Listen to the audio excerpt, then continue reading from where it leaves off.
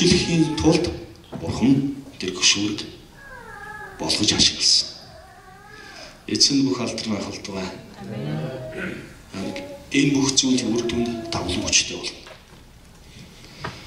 За Яков Йосеф өөрийн ах нартаа үнэхээр хорсож гомдож болохоор байсан. Яг л ах нар түүнийг алах гэж байсан. Түүний нөхөд хийгээд за тэгээд тэр чинь орхичих гэж байсан. Египтийн худалдаач нь зарсан баг. Гэтэл Йосеф дотроо ийм хорсолтой, гомдолтой амьдэрсэн бол түүний амьдрал агуу зүйл байхгүйсэн. Харин тгийг Бурхан танд талархъя, та энийг өөрөө шийдсэн. Харин эцсийн үр дүндээ өөрийн тэр Яаковын үр удмын тэр бүх сүнслэг эрх мэдлийг Йосеф шилжсэн баг. Гайхамшигтай. Тэгээд дээр нь өөрийн ард түмэн, өөрийн ах дүү нараа аварсан байна. Харин энэ амьдралд нь болж байгаа зүйлсийг үнэхээр Бурханы хийж байгаа тэр өнцгөр харах юм бол агуу зүйлийн энэ гүшүүрэг нь үлдээ байна. За бид маш том чулууг өргөе гэж ихэд биднэрт хөшүүрэх хэрэгтэй байдаг. Дунд нь жижиг чулуу тавиад тэр мотороо ингээд гүшүүрэхээр тэр чулууг маш амархан өргөдөг байнаас нь болдог. Харин яг хүчээр ингээд өргөнөхээр бол дийлэхгүй. Яг хөшүүргийн тусламжтайгаар маш энгийн болгодог. Тэгвэл таны амьдралд сонголтгүй хийгдсэн байна. Тэр зүйлээр дамжуулж Бурхан агуу зүйлийг хөдлөхийн тулд түүнийг хөшүүрэг болгож хэрэгэлт юм. Бүх сонголт эзнийг талархах төө. За бүгдээрээ өөрийн баруун гар талд, зүүн гар талд байгаа нэгэндээ хэлье те. Бүх сонголт эзнийг талархах төө гэж байна. Бүх сонголт эзнийг. За хүмүүсгэн дэдлийн өвчлөлттэй хүмүүс өнөөдөөс өвчлөө байхгүй болно шүү. Дандаа гомдолтой байсан гэж магадгүй. Таны амьдралд бүх гомдлыг энэ цагт таслаж байна. Танд гомдлох юу ч байхгүй. Та тэр хүмүүст гомдолж байгаа биш. Засаг цагааны хүмүүст гомдолж байгаа биш. Бурхан гомдолж байгаа гэсэн. Тэгэхээр тэр гомдол агуу зүйлсийг та хийж чадахгүй гэсэн. За энэний холбогдож байгаа ишлэл нь болохоор Матай номын уулан дээрээс сургаад байгаа. За энийг би уншсан дээр гэж бодож байна. Яг л таны зан чанар улам өөрчлөгдөх нь юутай ерөөлтэй байна. Тэгээд таны амьдралд байгаа гомдлохоор тэр зүйлийг та тэр өөрөөр хараад Бурхан би танд гомдлох ёсгүй байна. Харин талархах юм байна. За би танд талархъя. Харин миний амьдралд энэ зүйлийг өгснөөр та миний юуг өөрчлөх гээд байгаа юм бэ? Асуух юм бол эзэн нэгдүгээрт нь хоёрдугаарт маш тодорхой таны мөнхийн зорилгын агуу төлөвлөгөөг эзэн харуулж болно.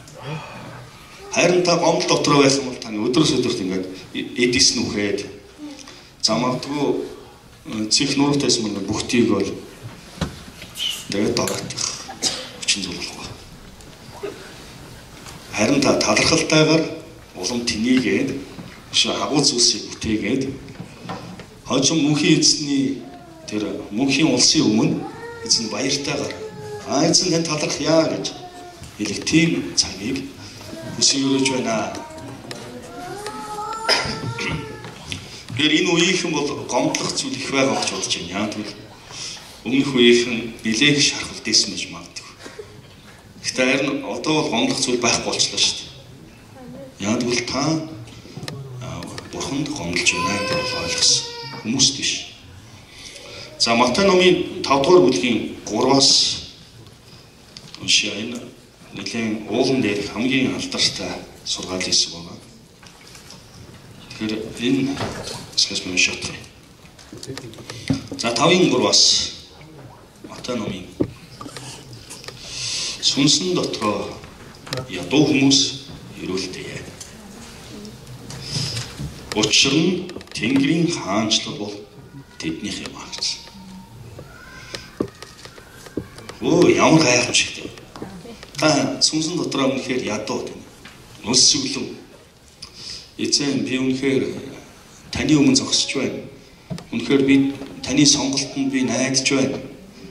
Үнэхээр энэ бүхэн талархъя гэж хэлж чадах юм бол харин эзэн танд гэдэг бүх хаанчлуудыг өгнө гэж биш шүү дээ.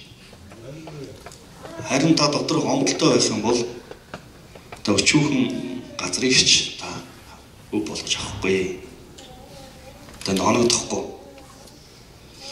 Яагаад оногдохгүй гэж бодож байна? Яг л тэр гомдлыг шууд бурхан сонсдог. Та бурхан түнд үйлдэл хийхгүй, хийж чаддаггүй. За би энэтэй холбоотой үүнтэй холбоотой эсгийг би уншаадахыг. Хуучин гэрээний тооллого номын. За энэ эсгийг юу би уншихдаа их дургуултай. Гэхдээ унших хэрэгтэй баг. Яг л энэ гомдлсноос болж хамгийн алдсан арт түмний түүх байна. Маш нэг үеийнхний түүх, маш харамсалтай.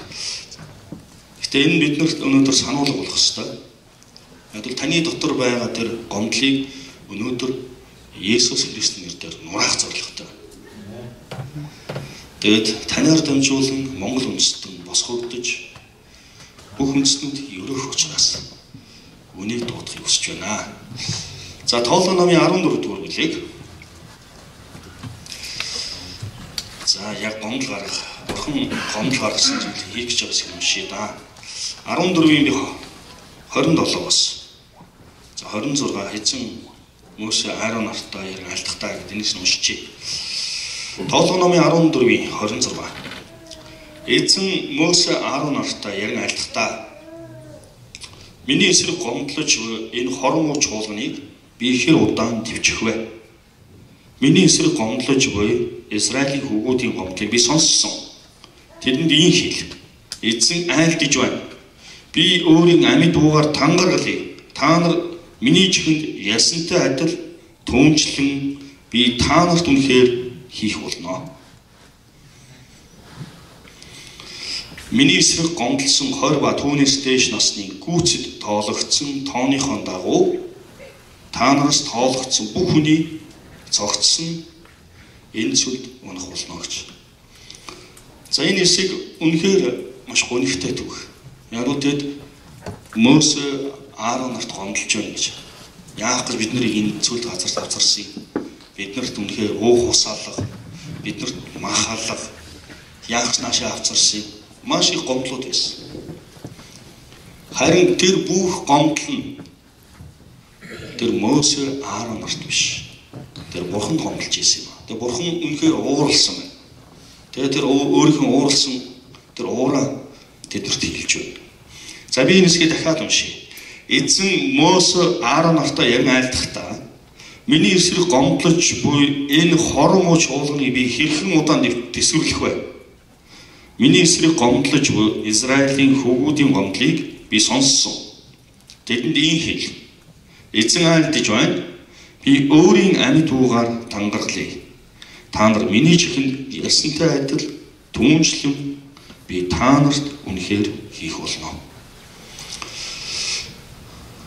Байна уу эзний ард түмэн? За тэгвэл таны дотор тэр бүх гомдол үнэхээр таслагдах болдог байна. Яг бол та магадгүй өөрийнхөө нөхөртэй ч гэдэг юм уу, их нэртэй ч гэдэг юм уу, эсвэл дарагтаа ч гэдэг юм уу, найздаа ч гэдэг юм. Таны амнаас гарч байгаа тэр гомдол болгон Бурхны чихэнд очт юм аа. Бурхан өөрөө сонсд юм. Тэгээ та бүхэн ингэж боддог. Би нэг сайн найздаа хэлж ийна гэж бодоод байгаа байна. Эсвэл би нэг нөхөртөө хэлж ийна ч гэдэг юм. Их нэртэй хэлж ийна. Харин энэ бүх гомдол бол Бурхан дандаа сонсд юм. Тэгээд яг тэр хэлснийхэн дагуу үлдчихдэг. Бурхан үлдэх бол. Яг хэлснээр нь бол. Тэгэхээр энэ бол үнэхээр аимшигтай. Тэгэхээр та яг энэ өдрөөс эхлээд таны амьдралд байгаа тэр гомдлохоор байсан. Таны сонголт байхгүй байсан тэр бүх хүчин зүйлсийг та өнөөдөр эзэнд талархах тун. Талархалтайгаар тэр Бурхны дараагийн хийх гэж байгаа зүйлийг та барьж ав. Эзэн тань үнэхээр талархъя. Би одоо өнөөдрөөс эхлээд би танд энийг хийх болно. Миний амьдралд байгаа бүх зүйл одоо яв. Тэгэд миний амьдрал дээр агуу зүйлийг Бурхан надад хийж болно. За тэгвэл хоёр дахь зүйлийг хэлснэ. Энэ бүх зүйл нь миний намайг, миний дотоод зан чанарыг, миний дотоод хүчин зүйлсийг өөрчлөхийн тулд эзэн хөшөөрүүлсэн. Яг энэ зүйл байхгүй байсан бол би өнөөдөр ямар байх байсан бол үнэхээр араадан шиг байх байсан гэж боддог. Эсвэл бүр галзуурсан байх байсан гэж боддог. Эсвэл би бүр улам дорой болсон байх байсан гэж боддог. Харин энэ хөшөөрөх байснаар та өөрчлөгдөж байгаа юм. Та дараа болсон юм. Та үнэхээр Бурхны хүндэтгэлтэй болсон юм. Яг нь энэ үнцнийг Бурхан таны амьдралд тавьж өгсөн байна. Эцэнд бүх алдар нь байх болтугай. За одоо 3 дахь зүйл үү? Би 3 зүйл хуваалцсан гэсэн тийм. За 3-т нь илүү сайн таныг үйлчлэгч, өөрийн үйлчлэлийн төлөө хэрэглэхийн тулд таныг багаж хэрэгсэл болгохын тулд таны амьдралд энэ хүчин зүйлсийг зөвшөөрсөн юм. Сонголтыг Бурхан өөрөө хийсэн юм. Яг л та Бурханы зэвсэг, Бурханы хэрэгсэл, Бурханы зэмсэг, Бурханы ялтын туг, Бурханы яруу алдрын бамбай, хүч чадлын сэлэм, яг бол танаар дамжуулж эзэн өөрийн агуу хаанчлаа байгуулмаар. Харин таны дотор та өөр сонголтгүйгээр хийгдсэн зүйлсийн үнцэн нь та эзний хэрэгсэл зэвсэг болохын тулд юм аа. Эзэн танаар дамжуулж өөрийн нэрийг алдаршуулах болтугай. За холбогдох эсэл нь Марк номын 10:14. Марк номын 10:14. За би энийг эсхийг үнэхээр баяртайгаар тунхлах болно. Дуудах ёстой эсэл байна. За Марк номын 10:14. Есүс үүнийг хараад уурлаж шавнартаа хүүхдүүдийг над руу ирэхийг зөвшөөр. Тэдний бүхэр учир нь Бурхны хаанчлал тэдэн шиг хүмүүсийнх юм аа. Тэгвэл өнөөдөр таны дотор тэр гомдол тавьж байгаа муу ерийн сүнсийг зэмлж байна. Яг бол таны амьдрал бол Бурхны агуу хаанчлалын төлөөх зэвсэг юм аа. Танаар дамжуулан Бурхан өөрөө байсан, байгчулах мөнхийн эзэн гэдгийг харуулах хүсэж байгаа. Бурхан таны амьдрал дотор өөрөө агуу зүйлийг хийдэг юм аа гэдгийг харуулах хүсэж байгаа. Тэгвэл энэ бүх зүйлсээр эзэн алдарших болно. За тэгвэл таны амьдралд сонголт байхгүй байсан тэр бүх хүчин зүйлсэд эзэн талархъя.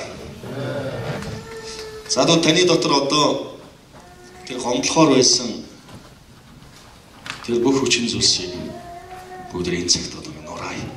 Энэ бидэнд хэрэггүй байна. Тэгээд та амнаас одоо гарах үгэн дээр эзэнд талархсан үгэн дотор одоо бүгдээрээ зогсъё.